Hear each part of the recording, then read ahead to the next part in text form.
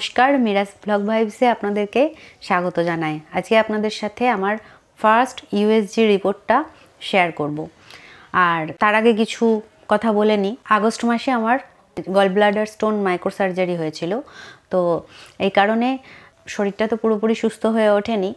তারপরে ভগবানের কৃপায় এত ভালো একটা খবর এলো এবং সেই কারণে ডাক্তারবাবু বলেছেন যে একটু রিস্কের মধ্যে আছি, তো খুব বেশি করে যত্ন নিতে, খুব বেশি করে নিজের খেয়াল রাখতে, ঠিকমতো খাওয়া দাওয়া করতে, যাতে কোনো দিক থেকে কোনো ঘাটতি না থাকে। নর্মাল প্রেগনেন্সির ক্ষেত্রেও কিন্তু নিজের অনেক খেয়াল রাখতে হয়, মন ভালো রাখতে হয়, হ্যাঁ, ভালো ভালো প্রোটিন জাতীয় খাবার খেতে হয়। আর আমার যেহেতু অপারেশন হয়েছে, পুরোপুরি সুস্থ হয়ে উঠতে পারিনি, তার মাঝেই এই খবর এসছে, এই কারণে আমার আরও বেশি করে খেয়াল রাখতে হবে, বেশি করে সাবধানে থাকতে হবে, এমনটাই বলে দিয়েছেন। তো আজকে আমি যে প্রথম ইউএসজি রিপোর্টটা করেছি সেটা আজকে আপনাদের সাথে শেয়ার করব। এই যে এটা আমার প্রথম ইউএসজি রিপোর্ট, এইবারের প্রথম ইউএসজি রিপোর্ট। তো এখানে লেখা আছে সিঙ্গেল লাই অ্যাট প্রেজেন্ট, অর্থাৎ গর্ভে যে একটা শিশু বেড়ে উঠছে এটা তার প্রমাণ। আর কার্ডিয়াক পালসেশন আর নোটেড, সবটাই দেখা যাচ্ছে এখানে।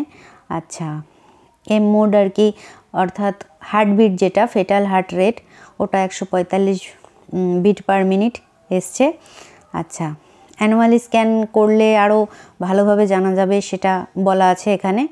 প্লাসেন্টা পজিশন আছে পোস্টেরিয়র।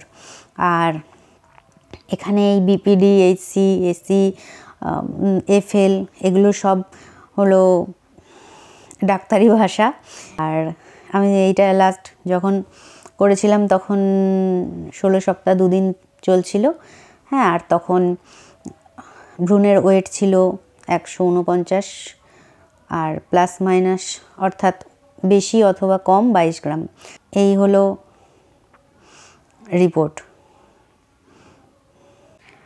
আর এটা হলো সেই ছবিটা, আমাদের পক্ষে বোঝা সম্ভব নয়, ডাক্তারবাবুরা বুঝেছেন।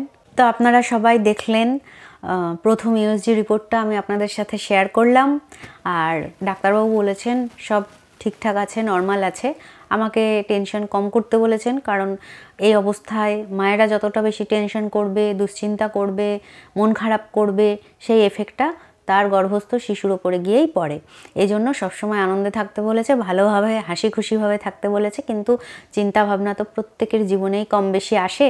মানে এতদিন তো ভালোই ছিলাম, চিন্তাটা কম ছিল, অসুবিধা ছিল না, কিন্তু এখন আবার আমার দিদার শরীরটা খুব খারাপ, হসপিটালে ভর্তি হয়েছে, আইসিইউতে আছে। আমি সবসময় এটাই প্রে করি যে যেখানে আছে সকলে খুব ভালো থাকুন, সুস্থ থাকুন।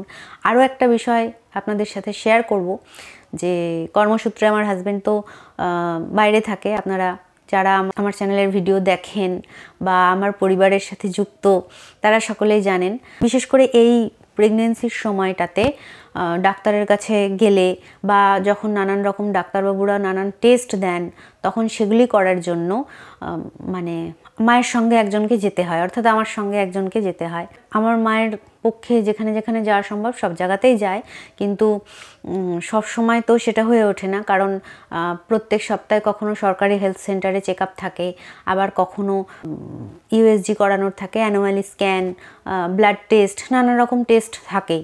সেক্ষেত্রে সব সময় এতটা রাস্তা থেকে আসা বা আমার সঙ্গে করে যাওয়া সেটা তো সম্ভব হয় না।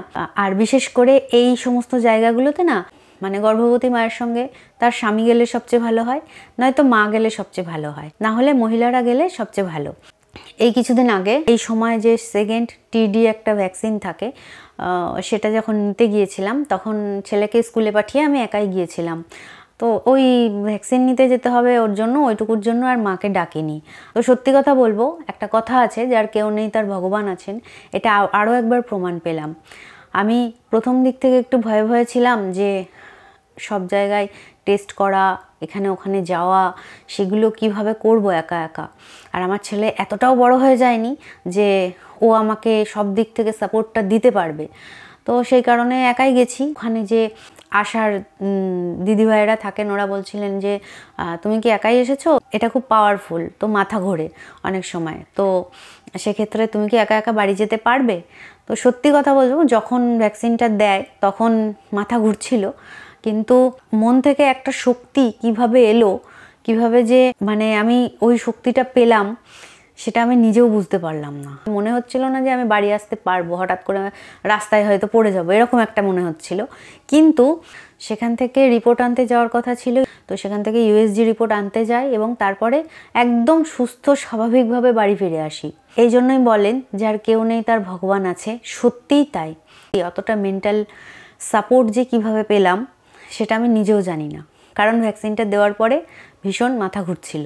আমার মনে হলো আমার সঙ্গে একটা শক্তি আছে এবং সে আমাকে বলছে তুই যা, তুই পারবি, কিচ্ছু হবে না, আমি আছি তোর সঙ্গে, মানে এরকম একটা ব্যাপার।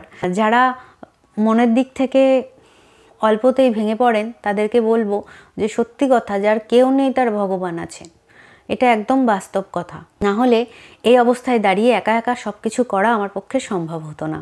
সকলে খুব ভালো থাকুন, সুস্থ থাকুন, সাবধানে থাকুন। রাধে রাধে।